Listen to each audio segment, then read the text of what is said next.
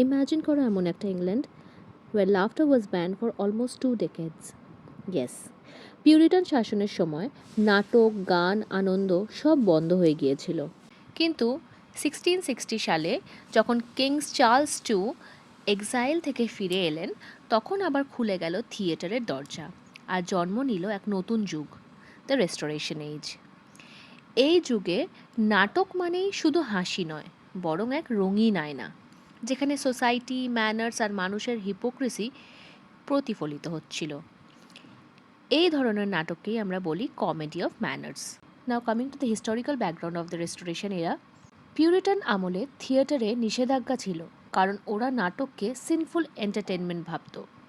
ক্রমওয়েলের মৃত্যুর পর Charles two ক্ষমতায় ফিরে এসে বলেন, let there be laughter again. এটাই ছিল ইংলিশ নাটকের এক নতুন জন্ম। ফার্স্ট টাইম আমরা দেখি যে ওমেন অ্যাপিয়ার্ড অন স্টেজ। আগে সব নারী চরিত্রগুলো পুরুষেরাই অভিনয় করতেন। Theatres became glamorous, audiences elegant, and dialogues হয়ে উঠল witty and sharp. So restoration comedy basically mirrored the new urban lifestyle, witty, flirtatious, and fashionable London society. What is comedy of manners?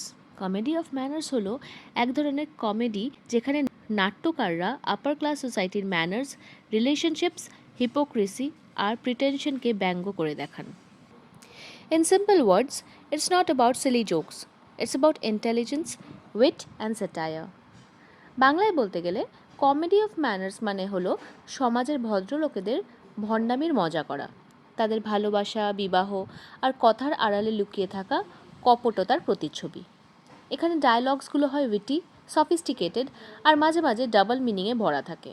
Love, marriage, বেট্রেয়াল, jealousy সব মিলিয়ে হাসির আড়ালে একটা কটাক্ষ ফুটে ওঠে। চলো দেখি এবার কিছু বিশেষ ক্যারেক্টারিস্টিক্স বা বৈশিষ্ট্য। ফার্স্টে আসে wheat and রিপার্টি।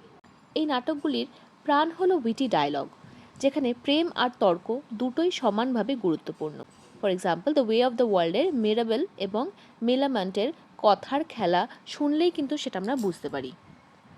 Satire on society, high সোসাইটির ভণ্ডামি, লাভ অ্যাফেয়ার্স আর ফেক সফিস্টিকেশনকে এক্সপোজ করা হয়। লাভ অ্যান্ড ইন্ট্রিগ, প্রেম, চক্রান্ত, ডিসেপশন সব কিছুই এক সামাজিক ড্রামার মধ্যে ঘুরে ফিরে আসে। স্টক ক্যারেক্টার্স, প্রথমেই আসে দ্য ফপ, যে খুব ফ্যাশন কনসিয়াস কিন্তু মূর্খ। The rake, he is witty কিন্তু morally corrupt. The coquette, flirtatious নারী চরিত্র। The jealous husband or the country bumpkin, যারা কমেডি তৈরি করে। And the fifth characteristics is the urban setting. অধিকাংশই নাটক আমরা দেখি is set in London, drawing room, coffee house আর গসিপ ফিল্ড স্যালন্স। এই টাইমের major playwrights and their works. প্রথমেই আসে উইলিয়াম ওয়াইচেলি। ওয়াইচেলি ছিলেন রেস্টোরেশন যুগের অন্যতম সাহসী নাট্যকার। তার নাটক দ্য কান্ট্রি ওয়াইফ সমাজে হিপোক্রেসি আর সেক্সুয়াল ডাবল স্ট্যান্ডার্ড নিয়ে লেখা। এই নাটকে দেখানো হয়েছে শহরের সফিস্টিকেটেড সমাজের ভিতরে কিভাবে লাস্ট আর ভণ্ডামি লুকিয়ে থাকে। Another famous work is the plain dealer, যেখানে আমরা দেখি যে hero is bluntly truthful but the surrounding society is completely corrupt. Next comes sir George Etherege. Etherege restoration কমেডির স্টাইল এস্টাবলিশ করেন। তার সবচেয়ে বিখ্যাত নাটক হলো দ্য ম্যান অফ মুড, যেটা লেখা হয়েছিল 1676-এ। ডরি নাটকের সেন্ট্রাল ক্যারেক্টার ডরিমেন্ট হলো রেস্টোরেশন যুগের আদর্শ রেক, হ্যান্ডসাম, উইটি, ফ্লার্টেটিয়াস জেন্টলম্যান, যে প্রেমকে খেলা ভাবে। ডরিমেন্ট এমন এক চরিত্র যে প্রেম, চার্ম আর ক্লেভার কথা দিয়ে মেয়েদের মন জিতে নেয়, কিন্তু আসলে সে কিন্তু selfish. Next comes William Congreve. Restoration কমেডির শিখর বলা হয় কংগ্রেভের the way of the world নাটককে। এই নাটকে মিরাবেল অ্যান্ড মিলামেন্টের উইটি কোর্টশিপ সিনস হলো রেস্টোরেশন যুগের এক ক্লাসিক উদাহরণ। কংগ্রেভের ডায়লগ এত রিফাইন্ড যে মনে হয় যেন প্রেম আর বুদ্ধির ডুয়েল চলছে। অন্যান্য যে প্লেসগুলো তখন আমরা দেখি সেটা হলো লাভ ফর লাভ, যেটা 1695-এ লেখা হয়েছিল, দ্য ডাবল ডিলার, যেটা 1694-এ লেখা হয়েছিল। তো আমরা দেখি যে কংগ্রেভ উইটকে লিটারেচারের একদম স্তরে তুলে দিয়ে গেছিলেন। নেক্সট কাম স্যার জন ভ্যানব্রু। ভ্যানব্রু ছিলেন একদিকে স্থপিত, অন্যদিকে নাট্যকার। তার এক নাটক the relapse and the provoked ওয়াইফে স্ট্রং ফিমেল ক্যারেক্টার্স দেখা যায়, যারা নিজেদের অধিকার দাবি করে, যা তখনকার যুগে ছিল খুবই একটা মডার্ন চিন্তাধারা। ভ্যানব্রু দেখিয়েছিলেন নারীরাও নিজেদের মতো সিদ্ধান্ত নিতে পারে, প্রেমে, সংসারে বা সমাজে। নাও coming to the themes and moral tone. Restoration comedy light hearted হলেও এর ভিতরে গভীর সমাজ সমালোচনা লুকিয়ে থাকে। আর এখানে যে থিমসগুলো যেগুলো ইনক্লুড হয় সেটা হলো লাভ অ্যান্ড ম্যারেজ আর social business, hypocrisy of the aristocracy, appearance versus reality and gender politics.